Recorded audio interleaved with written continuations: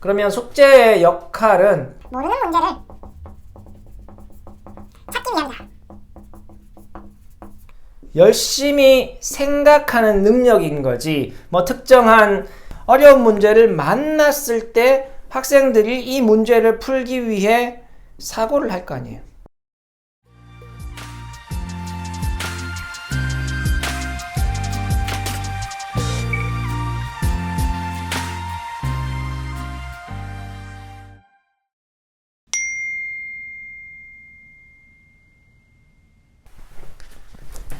안녕하세요, 안혜 선생입니다.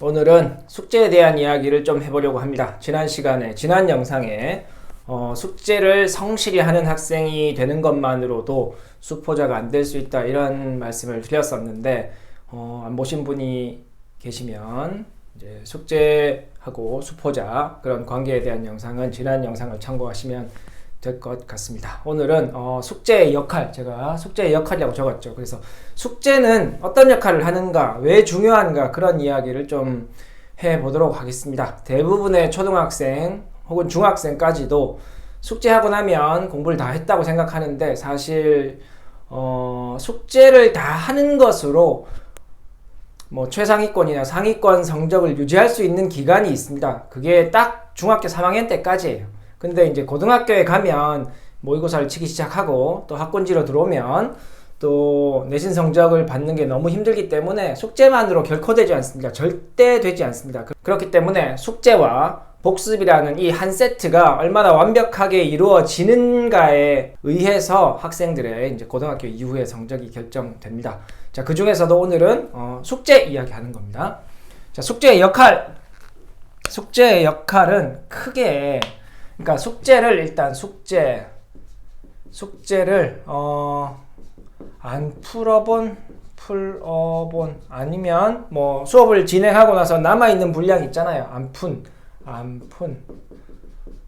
푼 문제를 푸는 것, 이런 의미로 제가 말씀드리는 겁니다. 그러면 숙제의 역할은 첫 번째, 두 번째, 제가 보통 두 번째만 이야기를 해드렸는데 오늘은 첫 번째 두 가지를 이야기할 겁니다. 두 번째 제가 이야기를 많이 했었던 부분은 숙제를 통해서 모르는 문제를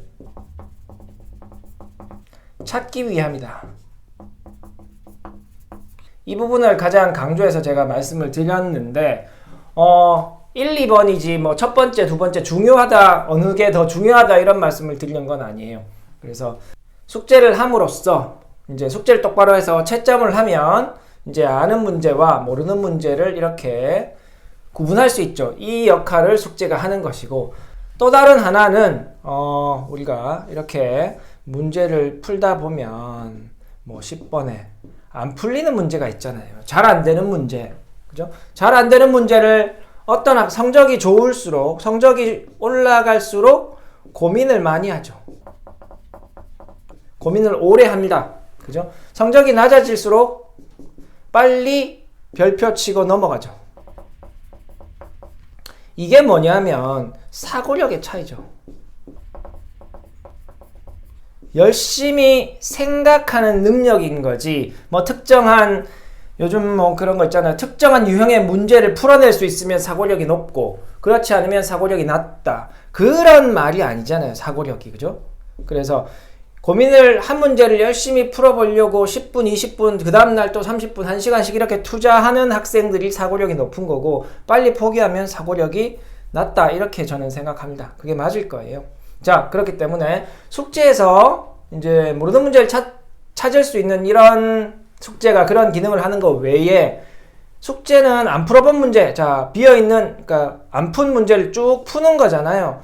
풀다가 막혔을 때 어떻게 할 거냐. 그죠? 예를 들어서 이 문제가 그냥 어렵거나, 보통 이제 선생님들이 보기에는 대부분의 문제집에 출제되어 있는 문제지만 어쨌든 학생 입장에서는 처음 보는 문제일 수 있죠.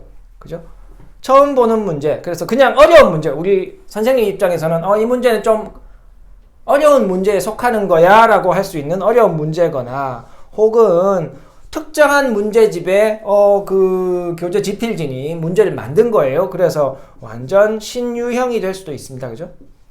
선생님이 보기에도 원리를 좀 이용해서 좀 신경을 써야 되는 문제, 그런 게 있을 수 있잖아요. 그래서 뭐 학생들 입장에서는 둘 다 그냥 어려운 문제죠. 이 어려운 문제를 만났을 때, 안 푼 문제를 이렇게 숙제를 하다 보면 어려운 문제를 만났을 때 학생들이 이 문제를 풀기 위해 사고를 할 거 아니에요. 그죠? 이런 연습을 할 수 있다는 거죠.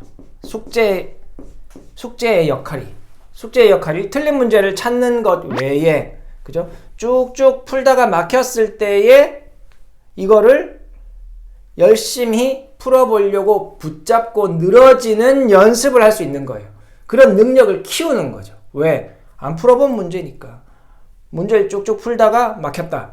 빨리 포기하면 성적이 잘 안 오를 거고, 실력이 더디게 오를 거고, 실력이 지금도 그렇게 좋지 않을 거고, 막혔는데 풀어보려고 노력을 하고, 혹은 앞에 넘겨서 공부를 다시 해보고 또 풀어보려고 하고, 놔뒀다가 내일 풀어보려고 하고, 이렇게 시간차를 두고 풀려고 하는 노력이 있으면 그 학생은 사고력이 높은 거고, 혹은 사고력이 낮다고 하더라도 이 숙제를 통해서 그런 능력을 조금씩 키울 수 있다는 거죠. 그래서 숙제의 또 다른 하나의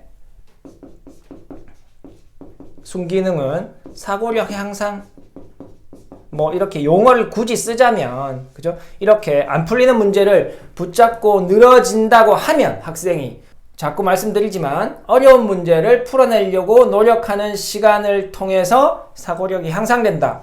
왜 이거를 제가 오늘 말씀드리냐면, 이제 크게 보면 수능의 경향이 바뀌었습니다. 최근에 수학에서 변별력 있는 아주 어려운 문제의 수가 줄고 조금 어려운 문제, 그죠? 그래서 뭐 신유형 이런 문제, 그죠? 조금 어려운 문제의 양이 늘어난 거예요. 수원, 수투,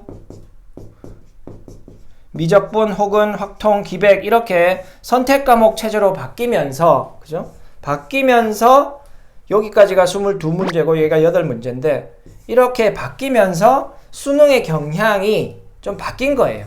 그래서 학생들이 정말 어려운 문제는 포기하고 1등급을 딸 수가 있었는데, 그거 완전히 포기해도 맞힐 수 있는 좀 난이도 낮은 것만 쭉 맞춰도 1등급을 딸 수가 있었는데, 그런 전략을 취하는 경우가 많은데, 근데 지금 경향이 바뀌어가지고 곳곳에 숨어있는 이제 준킬러라고 하죠.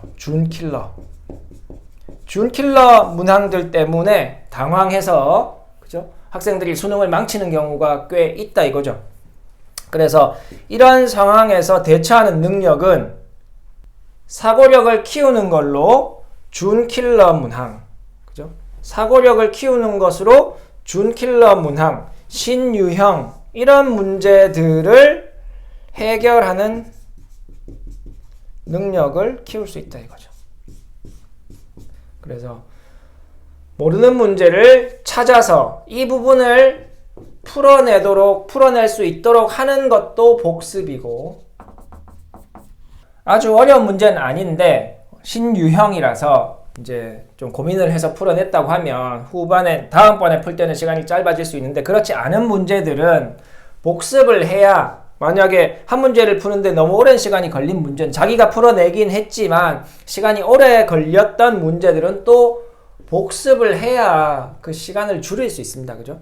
그래서 복습의 영역에는 뭐 여기서 시간이 오래 걸렸던 문제나 틀려서 선생님한테 설명을 들었던 문제를 몽땅 자기 것으로 만드는 게 복습인 것이고, 일단 오늘 말씀드리는 숙제의 이제 역할은 크게 모르는 문제를 찾아내는 것, 그 다음에 처음 본 문제를 열심히 풀려고 노력함으로써 사고력이 향상이 되고, 조금 멀리 보면 초등학교, 중학교를 넘어서 조금 멀리 보면 지금 수능 경향에도 이제 이 준킬러 문항을 해결하는데 학생들의 사고력 향상에 이 숙제를 열심히 하는 게 도움을 준다, 이렇게 말씀을 드리고 싶습니다. 지난 시간에 말씀드린 것까지 합치면 이렇게 숙제를 진짜 자기 힘으로 열심히 하다 보면 어느 순간 이미 수포자라는 범주 밖에 이제 학생의 실력이 위치하게 되고, 그러면 또 2등급, 1등급, 최상위권, 상위권, 최상위권, 극상위권까지 갈 수 있는 그런 이제 학생이 될 수 있으니까, 일단 초등학교 시작할 때, 그죠? 아이를 숙제를 정말 자기 힘으로 혼자서 누구한테 물어보지 않고 열심히 풀 수 있도록 그렇게 학생을 이제 이끄는 게 중요하지 않겠냐, 이렇게 생각하고 오늘 영상을 마치도록 하겠습니다. 다음에 또 다른 내용으로 찾아오도록 하겠습니다. 감사합니다. 안녕. 수학 화이팅!